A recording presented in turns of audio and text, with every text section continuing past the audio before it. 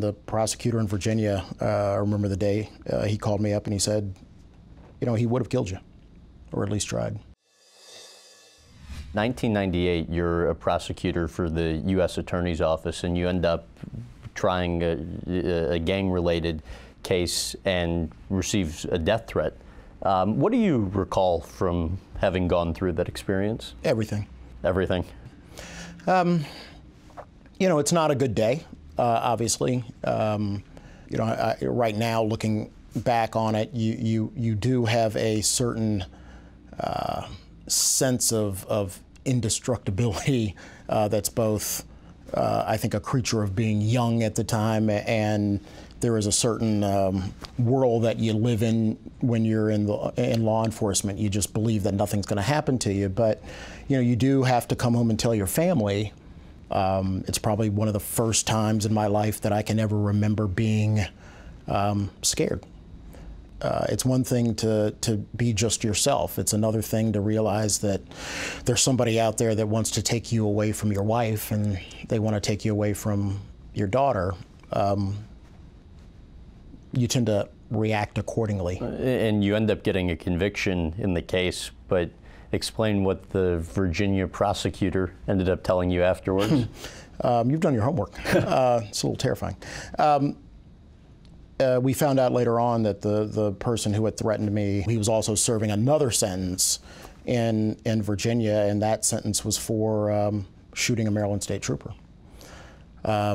And the prosecutor in Virginia, I remember the day, he called me up and he said, you know, he would have killed you, or at least tried. And he had ordered hits on, what was it, 2 police officers? 2 police officers, and actually one was shot in the chest, survived, but you were once quoted as saying, stand up in a courtroom and be a prosecutor with a guy who just killed 4 people, set his girlfriend on fire, and shot her in the back of the head twice, and you know if you lose, he goes back on the street. What's being in that position like? Sobering.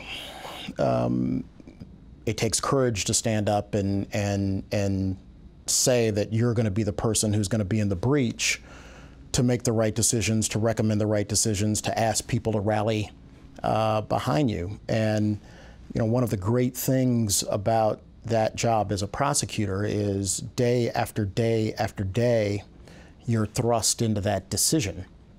What kind of pressure? Moderate. Moderate? You know, it's it does wear on you a little bit, but to be dead honest with you, to me, it's about the moment and the courage to take that initial stand. The pressure is something that tends to be external if you let it get to you. But when we're in that courtroom, or when I was talking to my detectives, or when we were talking about to our team about what our job is, you know, surprisingly, there isn't a tremendous amount of pressure at that moment.